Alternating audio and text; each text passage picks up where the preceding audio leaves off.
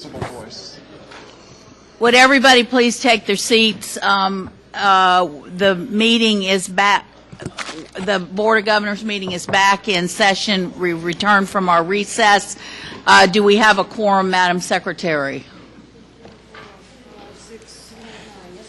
Yes, okay. So we are here to complete our agenda, and the first item on the agenda is to take up the report of the Budget and Finance Committee, and I'd like to turn it over to Governor Tico Perez. Thank you, Madam Chair. We only have two very brief items. As you recall, we postponed yesterday consideration of the final SUS legislative budget request. Remember, we adopted the LBR last September, and all of the information on that LBR is found on page 3 and 4 of your agenda behind the Budget and Finance Committee section. In summary, it was the LBR from a year ago slimmed down a little bit, with increases only in 4 major areas: the major gift matching, medical education, PO&M funding for facilities, and our year 2 of federal stimulus. We said at the September board meeting we would come back at this meeting with any modifications which we may have. We've now heard from Chancellor Brogan and Governor Christ about the new Florida proposal and what that recommendation is and does to LBR.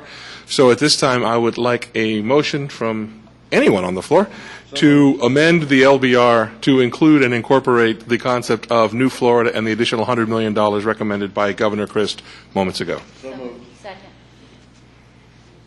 Okay, the motion has been moved and seconded. Does anybody have any discussion?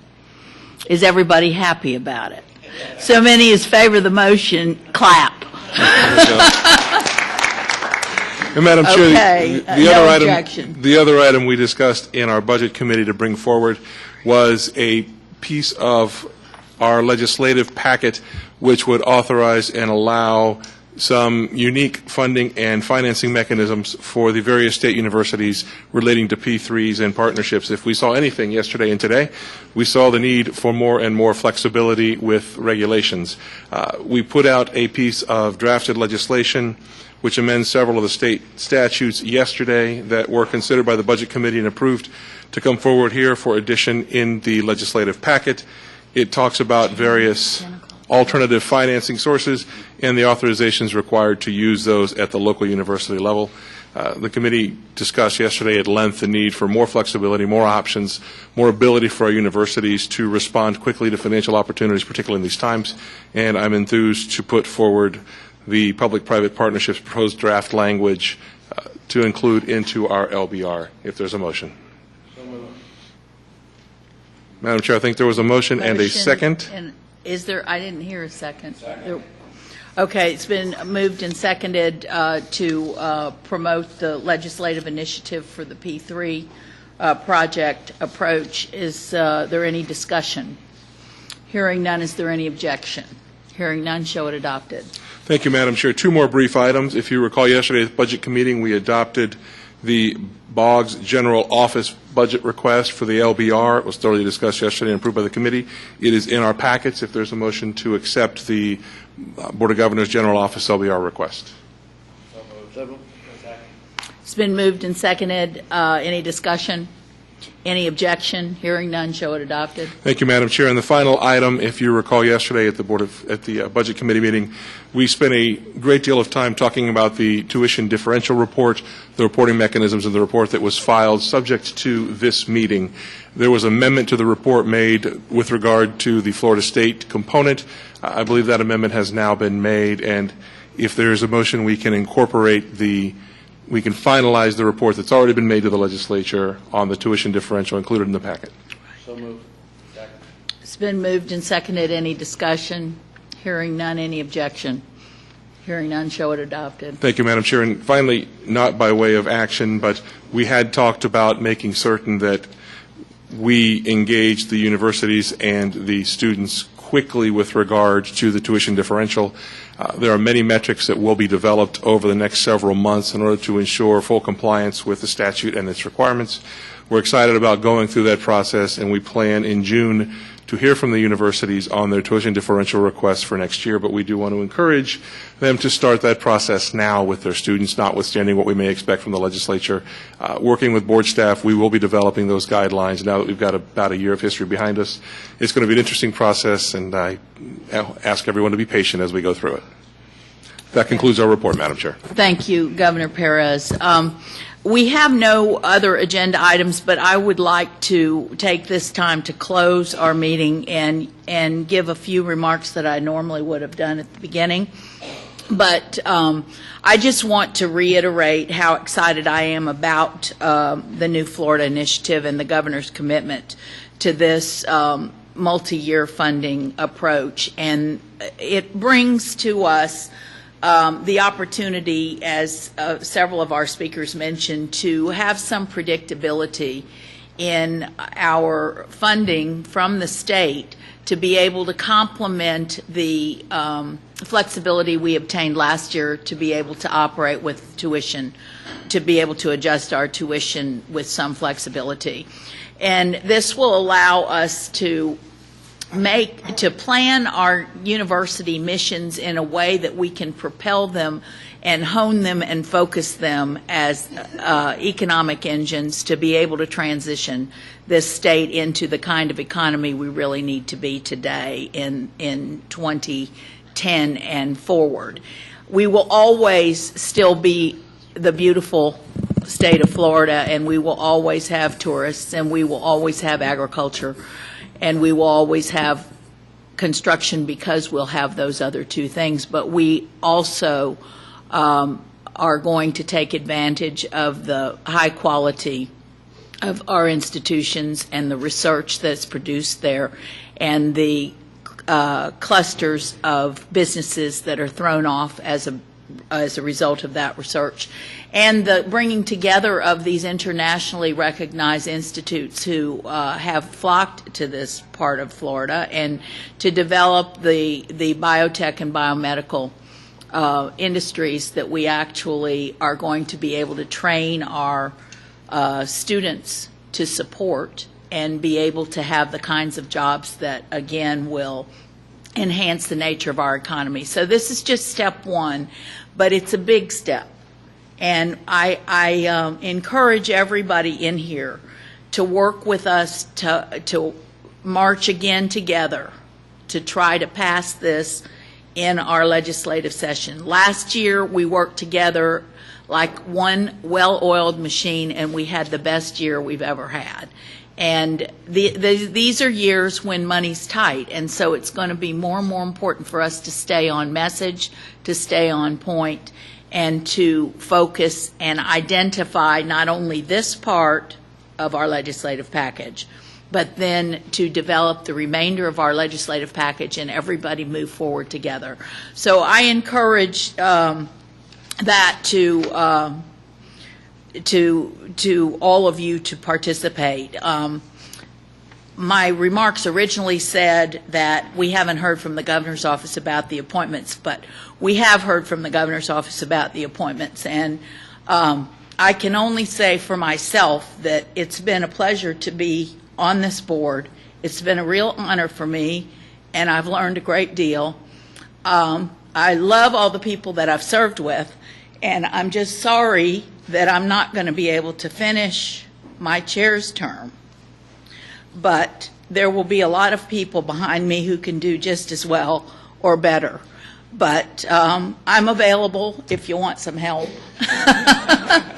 But I do think that we are going to have to work hard to transition our leadership. As I understand it, my last meeting will be in February, and I believe that the other new appointments will come on before that. So in our February meeting, we will need to be, it is a telephone meeting at the moment, which is February 18th, and I think it's 9 or 10 o'clock. Do you recall, Mikey, when it is? To be determined. Okay. We will have to elect a new chair and vice chair at least for the remainder of this term. And I would hope that we take into account some the transition and experience in doing that, so that there will be consistency in where we're headed. And I would highly recommend that we consider during this month period taking a look at our rules, because now our terms say that they commence in July 1, and that isn't going to work right, as we've now found out, with new appointments. So we ought to try to get our terms to coincide with calendar years, or however it should work. And we may have to stagger them in somehow. So I would encourage General Counsel and others to take a look at that and come back to me with some sort of a recommendation before we have this meeting. But I really am happy to have had this opportunity. There's so much more to do. I hope that I can say I've added a little value. I'm not supposed to get choked up, so I'm sorry. It's okay.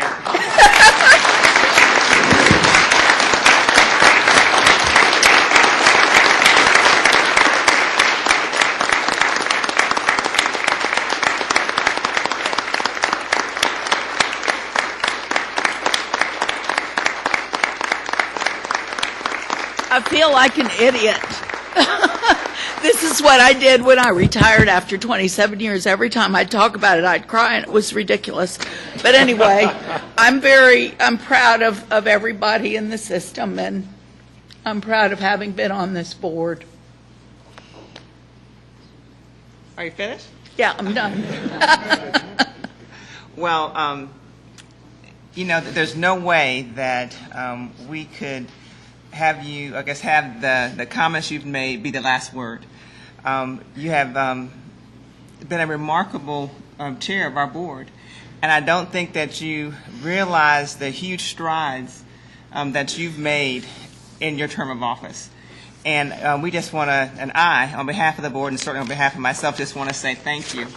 That your commitment to the system, your commitment to our board, your commitment to just getting this right is just unbelievable. And I have a list of about 20 things that I could say that you actually have accomplished, not during your term on the board, but just in your term as president. So I'm just going to share about 10 of them real quick. I feel like I'm David Letterman or something, but I just want to say that, you know, it is under your administration that we were able to accomplish this huge task of differential tuition. And you know that almost everyone who spoke today talked about how important that was. The governor even said that he had to have his mind changed. That was something that was accomplished when you were chair. You know, the whole agreement that we worked out with a prepaid plan and providing for predictable funding, or you know, just some predictability for the participants, that's a very big deal. And it's only because you were tenacious that we were able to do this. It was no easy task to appoint 22 trustees at one time. And we did that because of a great system that you work in conjunction with Governor Zachariah to put together. But it's because of your leadership that went off without a ripple. Believe me, if there had been a problem with that, we would have heard all about it. But it's because of your leadership that we were able to make it happen. We operated with the interim chancellor, and you did that gracefully, and you also moved us into the selection of Chancellor Brogan. That's yet another thing that we accomplished during your administration. They won't hold that one against you. Well, except I think that that's probably the best thing we ever did, from what I hear. But you know what? You did it, and it was your leadership, and that's why I want you to be reminded of these things. That meeting that we had between the Board of Education, or the State Board of Education, the Board of Governors, we had, you know, our Secretary of Education there, you know, leading the way with the Board of Education, our Chancellor. That's the meeting that you pulled together, and that was no easy feat. We've talked about it for a long time. We didn't quite know how to pull it together. It was because of your leadership that we made that happen.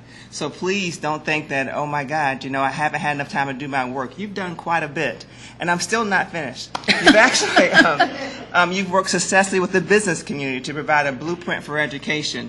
I mean, it's not like, you know, you were at the forefront of making sure, you know, back when they were trying to abolish the Board of Governors, you were the one who were going to the business community saying, hey, please keep this body in place. It plays a huge role within our system. You actually spearheaded that whole development, the whole idea of developing a relationship with Congress to address the issue of medical residencies. We all know that, we now have, active medical schools. We wanted to make sure that we had a way to stop being a state that just exported our doctors, that we kept them within our state. And you took on the leadership to bring a team together that we think made such a difference in the legislation that's now being presented over in Congress. You were the president who attended at least a meeting with every board of trustees and a tour of every campus. That's no small feat, because in order to lead this organization, you got to know who it is that we're serving, and you put that at the forefront. You actually, led the charge on this new initiative that was announced today. That's something that happened under your leadership. And then the 10th and final thing I'm going to say about you today, and certainly I could go on and on, and I think it's so important. I went back and forth for whether or not I should even talk about this list, but when you were feeling so sad about leaving and not feeling like your work was done, I want you to know that you have done the work of 10 people. And I want you to know that we appreciate your commitment to the system. But the one thing that you did finally is that you actually updated over 100 different rules and regulations that were hanging around. Help me. That were hanging around from the whole Board of Regents. So please, yes, we will miss you, but we will forever feel the commitment and the difference that you made in our system. So let these be tears of joy and tears of accomplishment, but not sad. They are. Thank you.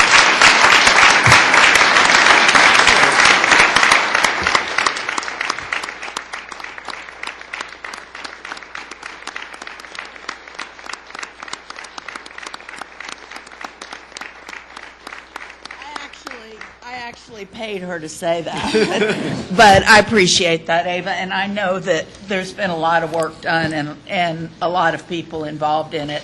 I just wish I had completed all those damn regulations. It was my goal to get them all finished before I left so that we didn't take up more time, but it's close. And just thank you so much for those kind remarks, and Frank too. It's very gratifying, and I know that I'll see all of you around the state in some of these meetings. So I look forward to it, and I look forward to a good transition. And if I can help, please give me a call. Thank you. Thank you.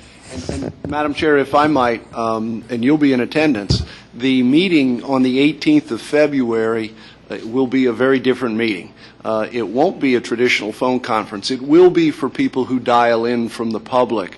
For those participating, we're going to work with Cisco, a name most people know, and we're going to do the first ever telepresence meeting.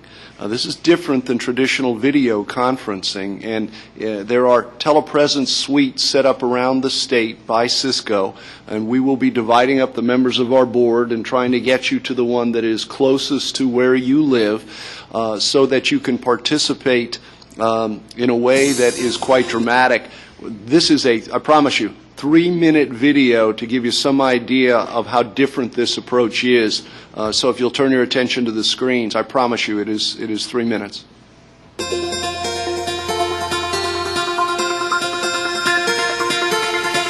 Telepresence is a technology that lets people have collaboration experiences as if they were in the same place, even though they're not. People can collaborate more frequently and more effectively with people around the world, and therefore they can make decisions faster. Experts can be where they need to be in multiple countries in a single day. Hi, Margaret. Hey, Randy, how are you? I'm doing good. How are you doing? Business video is going to play a big part in how businesses operate, how they market their products, and how they communicate in the future.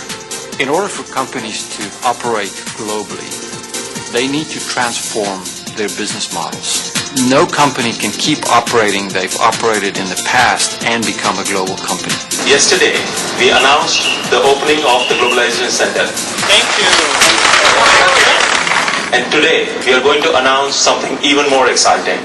At Cisco, we believe we can change the way the world works, lives, learns, and plays. But we also have been working on this. The significance of tonight's event is that this is the opening of the India campus, and we wanted to show that we can operate as a global company. So we want to demonstrate true global collaboration. We are showcasing how telepresence and the network as a platform can transform business. For the very first time, we're creating a new telepresence experience that we call On Stage. Martin, I just wish you could be here. Hi, John. How are you doing? It's good to see you. The fact that we are here live from San Jose on stage in India is only possible because of the network. For the first time, we have a global broadcast medium that will play a big role in globalization of businesses.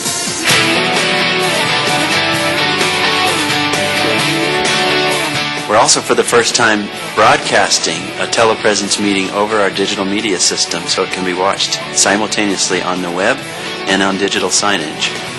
We're showing a telepresence meeting on legacy video conferencing systems. This is important to our customers because as they deploy telepresence, adding rooms, they also have existing video conferencing equipment. So they may have an employee in a part of the world that hasn't yet received telepresence, but at least those people can begin to participate in the company transformation until they get telepresence installed where they are.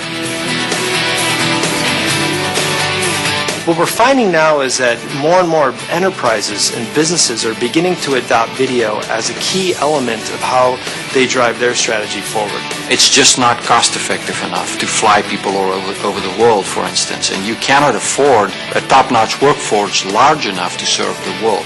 So what you need to do is you need to scale your best resources and make them available on demand so that they can be anywhere in the world at a moment's notice and still be home tonight with their kids so they can live a balanced life. The only way you can do that is by using the network as a platform for business video and a platform that delivers on all forms of business communications. Well, telepresence is having a major effect both on business transformation and on work-life balance. Telepresence is by far the best example of the human network because people are connecting as if they were there. And so it's actually a very, very intense human experience which people absolutely love.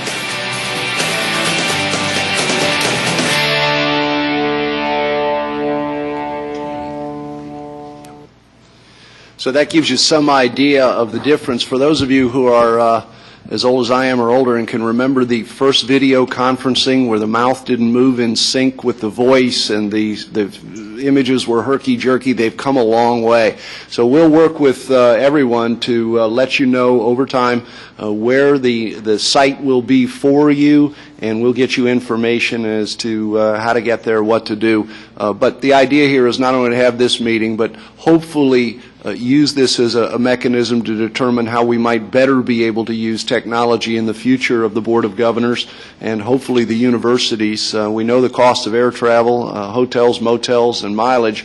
If we can harness the power of something like this for the future, this being just a good example, perhaps we can become more efficient, Governor, over time as we do business just holding meetings. So thank you. I wanted to give you the opportunity to see and hear something about that. Madam Chair?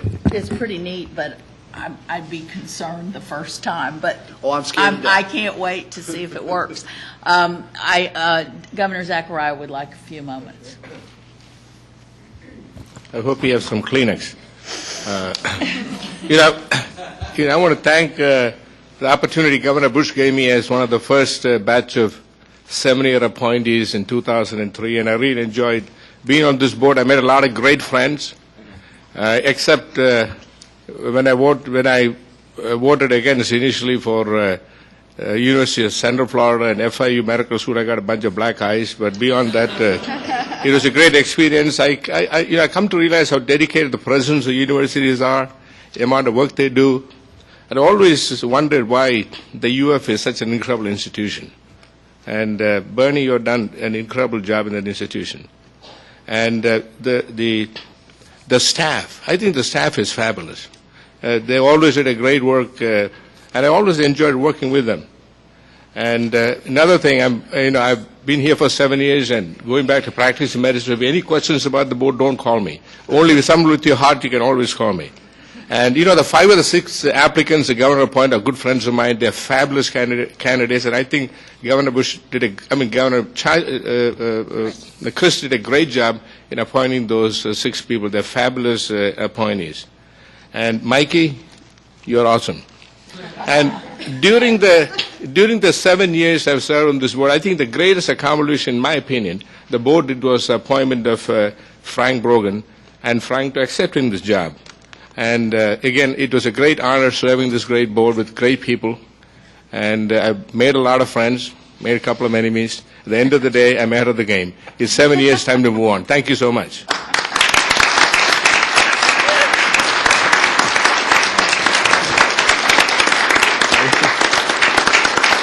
Thank you.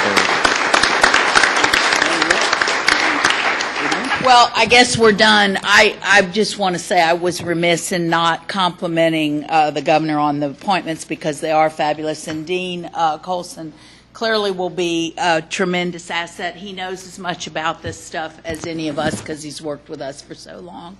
And all of the rest of them are very high quality, high profile people. So I think it's going to be a great board to be on. So thank you all very much for your service. Thanks, Zach. I'm going to miss you. Thanks for your patience and flexibility today. Yes, and thank you all for coming. Meeting's adjourned. Thank you.